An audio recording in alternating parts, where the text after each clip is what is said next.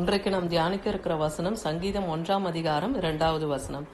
கர்த்தருடைய வேதத்தில் பிரியமா இருந்து இரவும் பகலும் அவருடைய வேதத்தில் தியானமா இருக்கிற மனுஷன் பாக்கியவான். இன்றைக்கு நமக்கு கர்த்தர் கொடுத்திருக்கிற வார்த்தை, அவருடைய வேதத்திலே நாம் பிரியமா இருந்து இரவும் பகலும் அந்த வேதத்தை நாம் தியானிக்கும் போது நாம் பாக்கியவான்களா இருக்கிறோம்னு சொல்றார். அப்படிப்பட்ட மனுஷன் அவன் செய்வதெல்லாம் வாய்க்கோன்னு அடுத்த வசனத்துல பாக்கிறோம். சங்கீதம் 1:3 பாருங்க. அவன் நீர்கால்களின் ஓரமாய் நடப்பட்டு தன் காலத்திலே தன் கனியை தந்து இலையுதராதிருக்கிற மரத்தை போல் இருப்பான். எப்படி நீர்கால்கள் ஓரமாய் ஒரு மரம் இருக்குன்னா அது எப்படி பச்சை பசேல்னு செழித்து ஓங்குமோ, அது நன்கு கனி தருகிற மரமா இருக்குமோ, அது போல கர்த்தருடைய வசனத்தை இரவும் பகலும் நாம் தியானிக்கும் போது அப்படி அந்த நீர்கால்கள் ஓரமாய் நடப்பட்ட மரம் எப்படி கனி தருதோ அதை போல கனி கொடுக்கிறவர்களாயும் நாம் செய்வது எல்லாவற்றையும் தேவன் வாய்க்க செய்வன்னே சொல்றார்.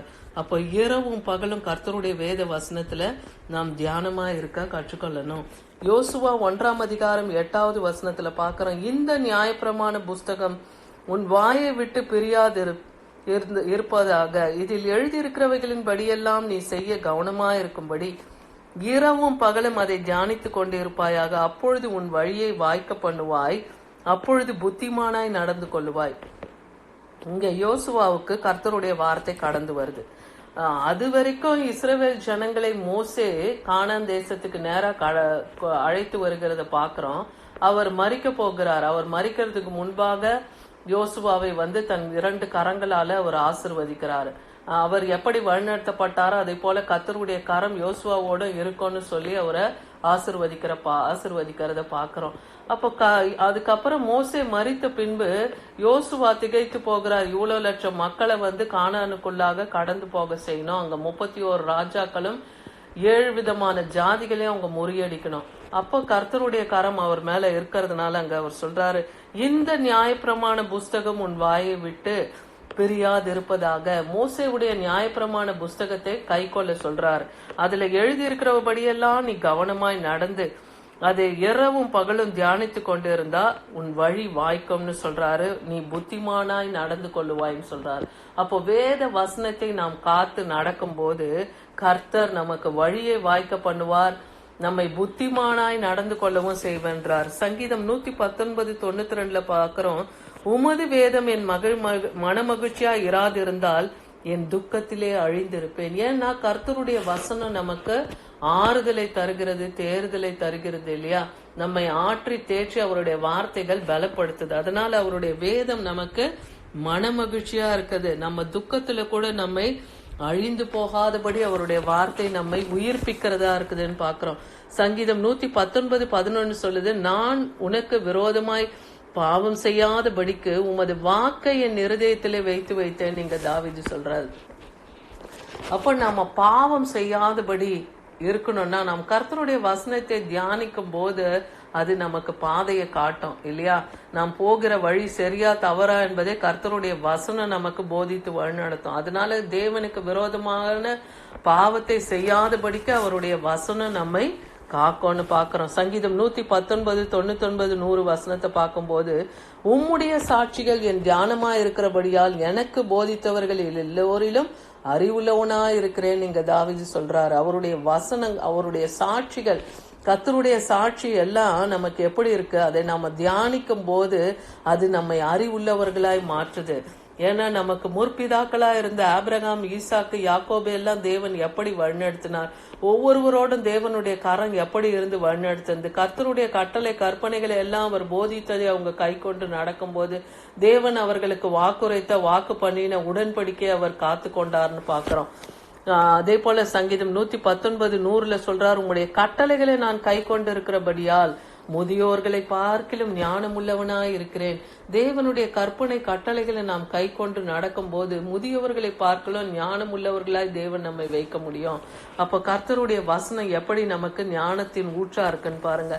இங்க எரேமியா தீர்க்கதரிசிக்கும் அப்படிதான். கர்த்தருடைய வார்த்தை கிடைத்தவுடன் அவர் எப்படி அதை வாஞ்சையாய் உட்கொண்டார் பாருங்க.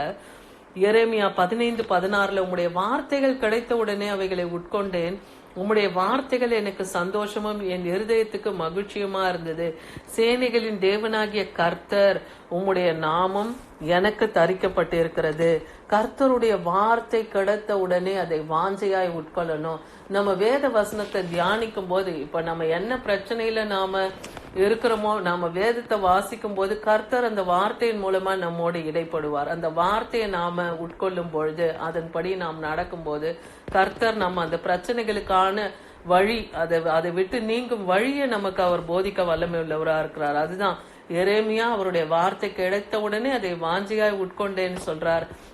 அதே போல நாமளும் தேவனுடைய வசனத்தை தியானித்து அதுல இருந்து நமக்கு தருகிற வார்த்தையை கை கொள்ள கற்றுக்கொள்ளணும். சங்கீதம் 112:1 சொல்லுது, கர்த்தருக்கு பயந்து அவருடைய கட்டளைகளில் பிரியமாய் இருக்கிற மனுஷன் பாக்கியவான். கர்த்தருக்கு பயப்படணும். தேவ பயம் நம்முடைய இருதயத்தில் இருக்கும் போது, அவருடைய கட்டளைகள் மேல் நாம் பிரியமாய் இருக்கும் போது நாம் பாக்கியவான்களாய் காணப்படுவோம்னு வேதவசனம் சொல்லுது. அவருடைய தியானிக்கும் தியானம் இனிதாய் இருக்கிறது.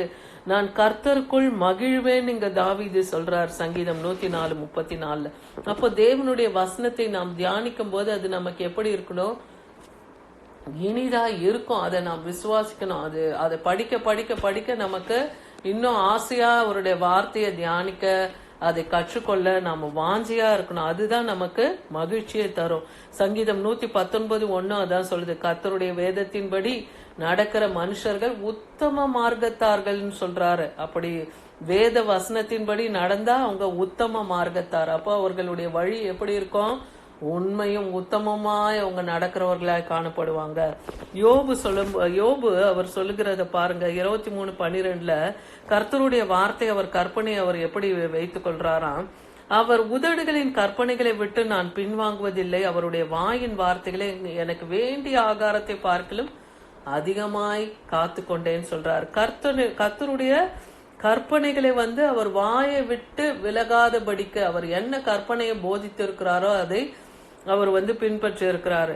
அதே போல தன்னுடைய ஆகாரத்தை பார்க்கலும், தன் வாயில் உட்கொள்ளுகிற அந்த ஆகாரத்தை பார்க்கலும் அதிகமாய் கர்த்தருடைய வார்த்தையை நான் அவருடைய இருதயத்திலே காத்து கொண்டேன் இங்க யோபு சொல்றாரு. இன்னைக்கும் வேத வசனத்தை தியானிக்கிற நாம் ஒவ்வொரு வசனத்தையும் நம் இருதய பலகையில எழுதி கொள்ள வேண்டும் இல்லையா? நமக்கான காரியங்களுக்காக நாம ஜெபிக்கும் போது அந்த வசனங்களை வைத்து வைத்து நாம ஜெபிக்கும் போது, இப்ப என் தழும்புகளால் குணமாவீர்கள்ன்றாரு. இப்ப நீங்க ஒரு பலவீனத்துல இருக்கிறீங்க, அப்ப அந்த பலவீனத்துக்காக நீங்க ஜெபிக்கும் போது எப்படி சொல்லலாம்? என் தழும்புகளால் குணமாவீர்கள் என்று எழுதி இருக்கிறது.